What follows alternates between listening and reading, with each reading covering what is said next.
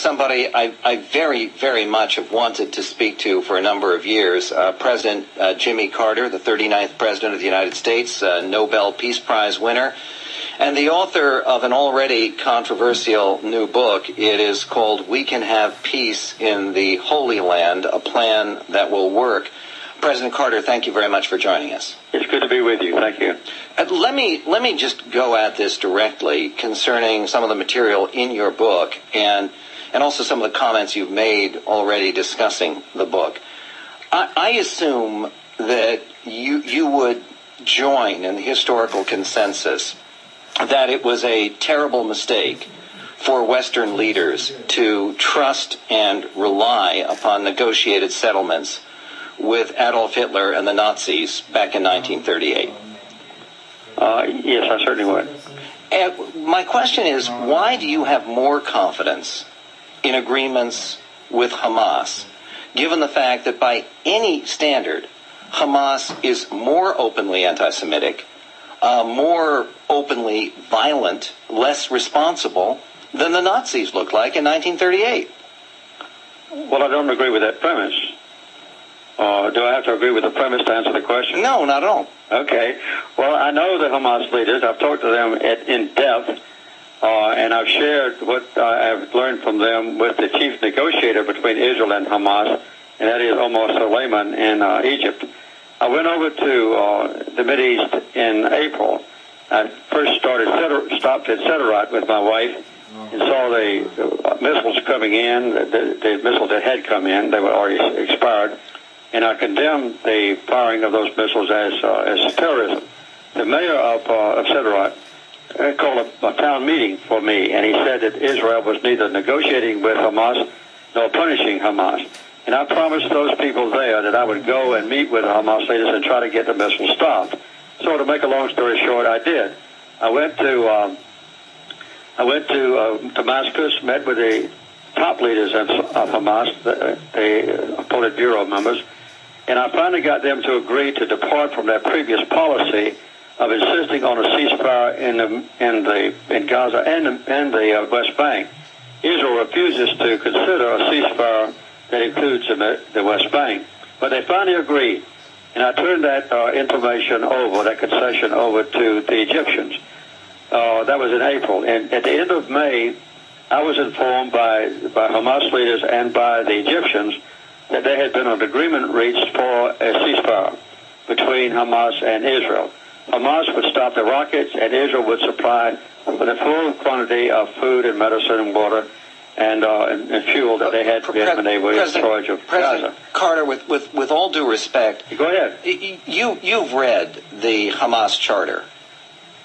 Yes, and I read the charter of the PLO too.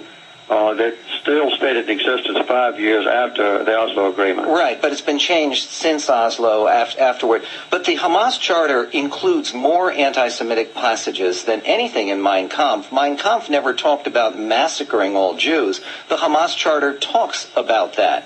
If you want to talk about that ancient history, fine. But if you want to talk about what's going on now, but that's still the Hamas Charter. They have even Mr. Marzouk has said they haven't changed it.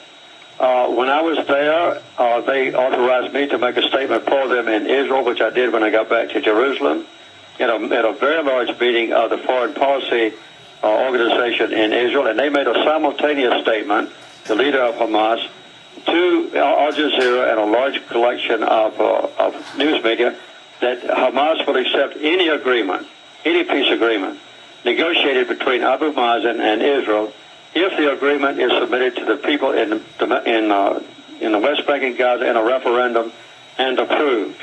That's what they have agreed to do. But they also told me, not public, that part is public. They told me that, not public, that they would accept Israel's right to exist and to live in peace, but they would not recognize Israel diplomatically unless Israel was prepared to recognize Hamas and Fatah diplomatically. And as you know, Israel has never even recognized the Palestinian Authority. They've only recognized the PLO. Okay, President Carter, the section of the Hamas Charter that I'm holding in front of me that I'm particularly concerned I'm about. not going to try to defend the Hamas charter any more than I would have tried to defend the PLO charter, because it calls for the destruction of Israel. Wait, it calls for the murder of individual Jews. It calls for the murder of all Jews so that Judgment Day can come. It says the Islamic resistance movement aspires to the realization of Allah's promise, no matter how long that should take. The Day of Judgment will not come about until Muslims kill the Jews. If you want to talk about ancient history, why don't we talk about what some Christians believe in the second coming, that Christ can't come back to the Holy Land until all Jews are either dead or become Christians. But nobody is calling upon the state of Israel to rely for its security on a promise from people who believe that. You believe that the state of Israel and the United States of America should count on promises by Hamas, right? As you possibly know, the United States does not recognize, nor at this time does not deal with Hamas. But the leaders of the United States are sure, as are everyone else that's rational about it, that you can't have a permanent peace in the Mideast unless Hamas and its supporters are involved, because Hamas now has the support, probably, of a majority of Palestinians, and the Palestinians have to negotiate with Israel. Would you advise Israeli leaders to feel confident about promises from Hamas?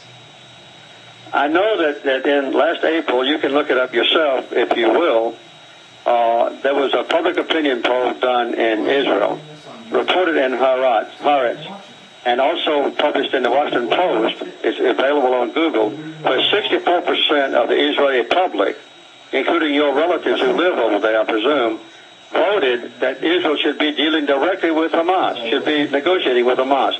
And the leaders of the three top Israeli intelligence agencies said the same thing. There's not a single Israeli politician in any of the leading parties who believes that, President Carter. I'm sorry that our time is up. I wish we could continue the conversation. His book is called Peace for the Holy Land. We can't have peace in the Holy Land. President Jimmy Carter, 39th President of the United States, I appreciate your willingness to engage, sir. We'll be right back. The Michael Medved studio lines are sponsored by GoToMeeting.com.